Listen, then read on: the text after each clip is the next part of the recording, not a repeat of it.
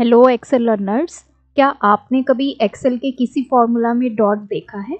मैं शालिनी आज आपको इस वीडियो में बताऊंगी एक्सेल फॉर्मूला में डॉट का क्या मतलब है, कब हम डॉट को यूज़ करेंगे, कैसे दूसरे इनबिल्ट फंक्शंस के साथ आप डॉट ऑपरेटर को यूज़ करेंगे।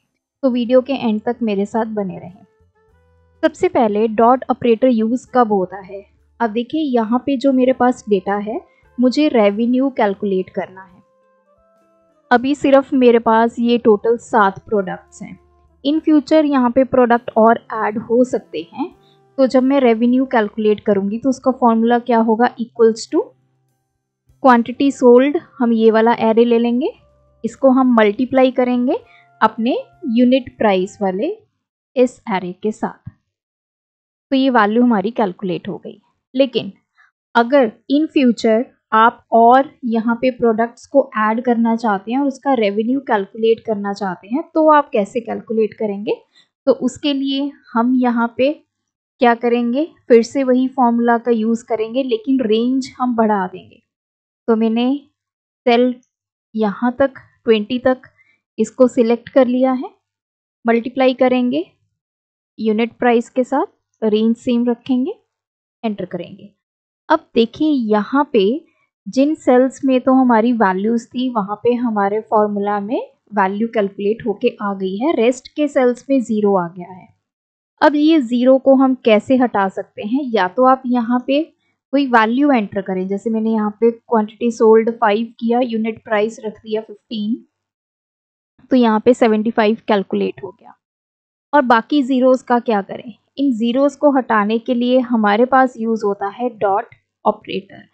अब डॉट ऑपरेटर हम कैसे यूज़ करेंगे? वापस चलेंगे हम अपने फॉर्मूला में जो हमने लगाया है, कॉलन के बाद जो आपने सेकंड रेंज लिखी है यहाँ पे हम डॉट यूज़ कर लेंगे।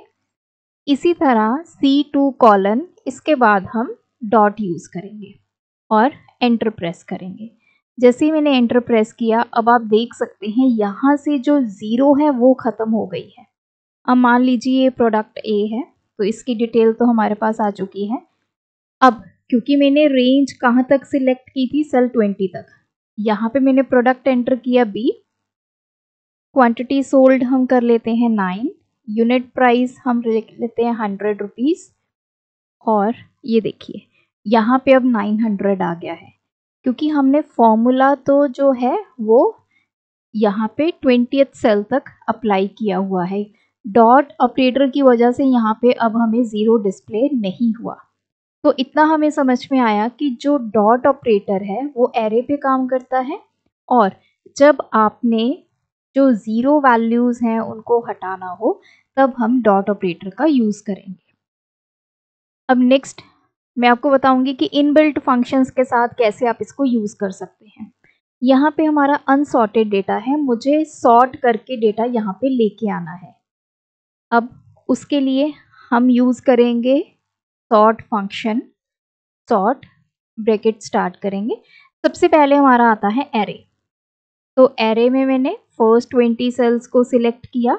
अगेन नीचे वाले सेल्स मेरे अभी ब्लैंक हैं, हो सकता है फ्यूचर में मुझे यहाँ पे कोई और डेटा एंटर करना पड़े, तो मैंने ब्रैकेट क्लोज की एंड एंटर।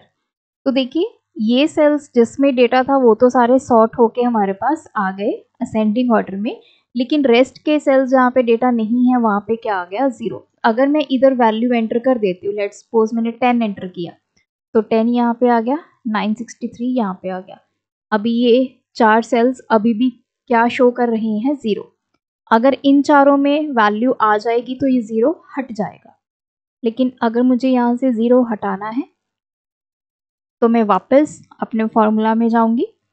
कॉलन के बाद मैं यहाँ पे डॉट ऑपरेटर यूज़ करूँगी, एंटर करूँगी।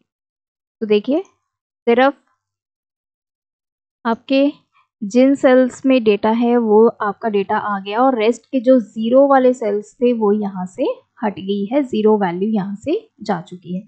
अगर आप यहाँ पे वैल्यू ऐड करेंगे सपोज 30, तो यहाँ पे ऑटोमेटिकली सॉर्टेड में आपका 30 ऐड हो जाएगा। तो अब हमें समझ में आया डॉट ऑपरेटर से हम कैसे इनबिल्ट फंक्शंस को भी कंट्रोल कर सकते हैं। एक और फंक्शन अब हम लेते हैं जिसमें हम डॉट ऑपरेटर का यूज़ करना सीखेंगे। यहाँ पे मेरे पास डेटा है, अब मुझे यहाँ से यूनिक वैल्यूज़ लेके आनी है। यूनिक मतलब डुप्लीकेट वैल्यूज़ को हटा देना है। तो यूनिक वैल्यूज़ के लिए हम यहाँ पे फंक्शन लिखेंगे यूनिक। इसमें सबसे पहले है एरे, तो एरे यहाँ पे हम दे देते हैं फर्स्ट 20 सेल्स का मैंने यहाँ पे एरे ले लिया, L2 से लेके L20 तक। ब्रैकेट क्लोज करेंगे, एंटर करेंगे। तो अब यहाँ पे देखिए ये सारी वैल्यूज़ तो आ गई हैं, लेकिन यहाँ पे लास्ट में भी क्या आ रहा है, 0। अगर मैं यहाँ पे कोई वैल्यू ऐड कर देती हूँ तो वैल्यू यहाँ पे आ जाएगी। अब मुझे इस 0 को हटाना है, तो वो कैसे होगा, वापस चलेंगे, कॉलन के बाद डॉट ऑपरेटर का यूज़ करेंगे, एंटर प्रेस करेंगे। अब देखिए यहाँ से वो वैल्यू हट चुकी है।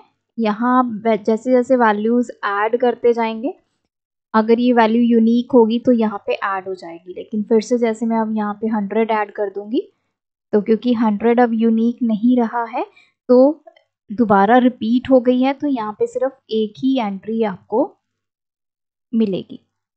तो इस तरह से आप अपनी वैल्यूज़ में डॉट ऑपरेटर का यूज़ करेंगे।